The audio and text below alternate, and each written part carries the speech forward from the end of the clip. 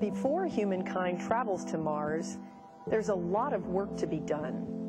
With every mission, we get smarter about exploration, learning the capabilities of our hardware, learning about the environment, building partnerships, and ultimately reducing the risks of spaceflight through our knowledge gained.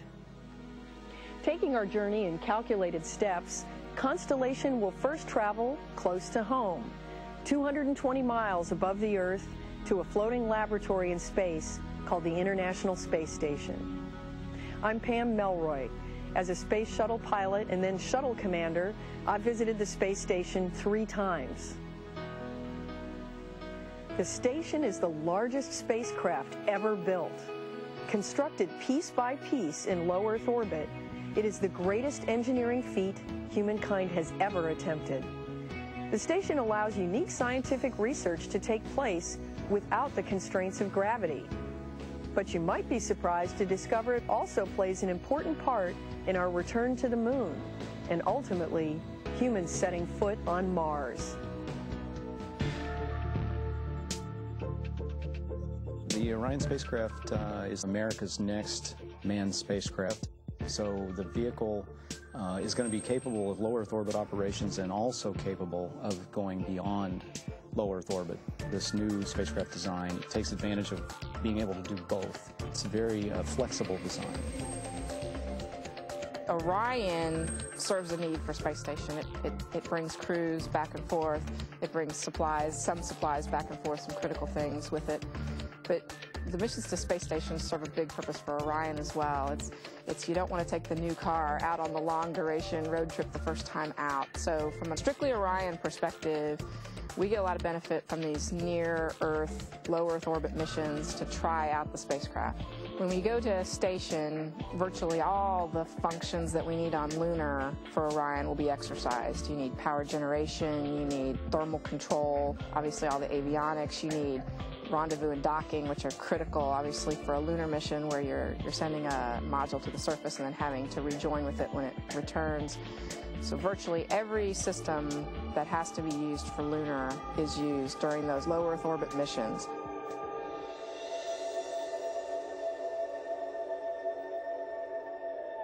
The normal crew rotation on space station is getting to be right around 6 months. Crews will sometimes be a little shorter to that, but it's a unique opportunity in that the crews do stay for months at a time. As we all know, when you put a human into a gravity-free environment, it's a new environment for the body, and the body is a very plastic thing and adjusts.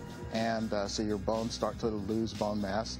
Additionally, your muscles also become weaker because you're not using them every day to fight gravity as you do here. And even your ability of the body to control itself from a sensory motor standpoint, how your brain controls the actions of your body, has all been developed against a gravity environment.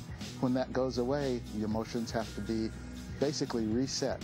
The entire human research program that NASA is currently working with was very carefully reviewed to focus the efforts during ISS on answering constellation-related problems, answering exploration-related problems. For example, we are actively looking at pharmacological countermeasures to bone loss, to exercise and nutrition as countermeasures to both bone and muscle loss, and specific types of training for the crew to help manage their sensory motor problems. And so station is a unique opportunity to look at both how the human changes during that time and how, as a support organization, you have to adjust and support those people to allow them to function when they get to the place they're going to go.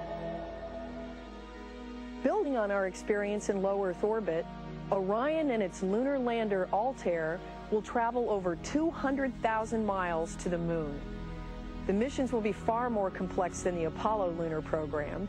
Astronauts will be able to land anywhere on the moon, stay longer than the Apollo astronauts were able to, and explore the moon like never before.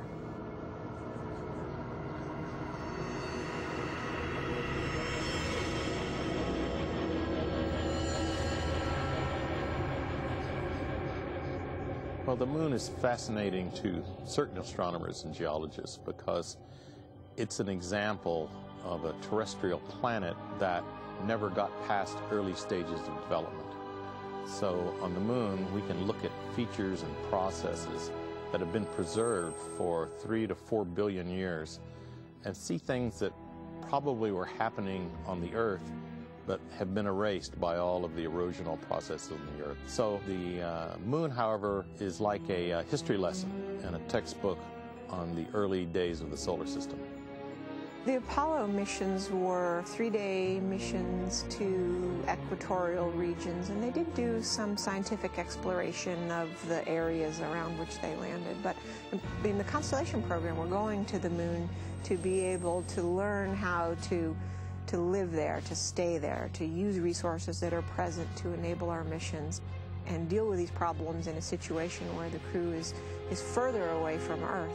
The Constellation lunar exploration scenarios fall into 2 different categories. With the Altair lunar lander, we can set a crew of 4 down anywhere on the surface of the moon and sustain them for 7 days, whether it's to deploy a telescope or perform a geologic expedition. There's another configuration, another variant, if you will, of the Altair lunar lander, and that's called a cargo lander. And this Altair cargo version will enable us to deliver large pieces of a lunar outpost infrastructure, like a big habitat or several pressurized rovers or a large power generation capability. All the necessary building blocks of a lunar outpost, and this outpost will sustain a crew of 4 for missions up to 180 days. So the Altair lunar lander will be the mode by which we bring the crew back and forth. It will take the crew there, wait for them for their 180-day stay, and then be capable of bringing them back to the Orion spacecraft in low lunar orbit.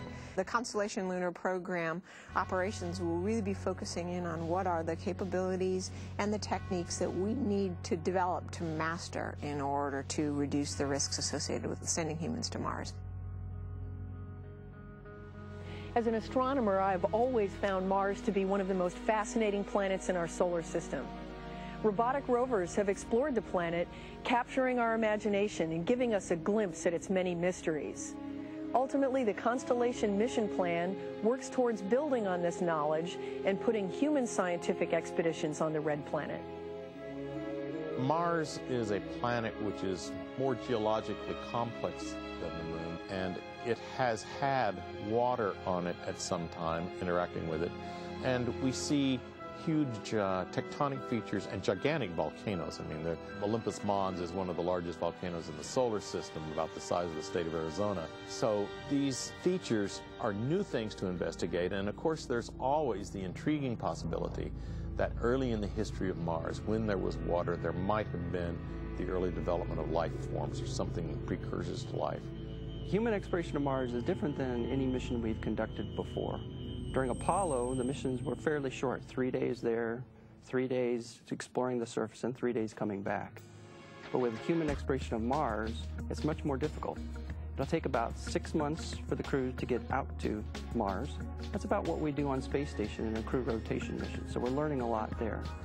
Once crews get to Mars, they'll explore the planet for about 500 days, waiting for the proper alignment between Earth and Mars. And when that alignment occurs, it'll take about another 6 months to come back. So overall, it's about a 2.5-year mission. Again, 6 months out, 1.5 years there, and 6 months coming back. Future human exploration of Mars will be a stepwise progression, starting here on Earth analogs, learning how to test systems and how things operate. Constellation systems that we're developing today will feed in very nicely to future human exploration of Mars. Launching the Orion capsule fits in perfectly in terms of delivering crew to low Earth orbit, up to 6 crew. The space station fits in terms of being a very vital test bed for human operations in space. Future systems that we're going to land on the surface of the moon, the habitats, the pressurized rovers, the power systems, all of those elements will be, if not identical, very similar to the systems that we'll actually take to Mars.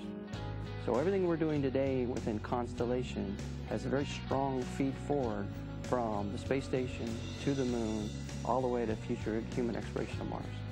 We don't have a firm time frame of when we might send humans to Mars, but we know it's going to be a few decades in the future. That means that today's children who are just entering elementary school may actually be the actual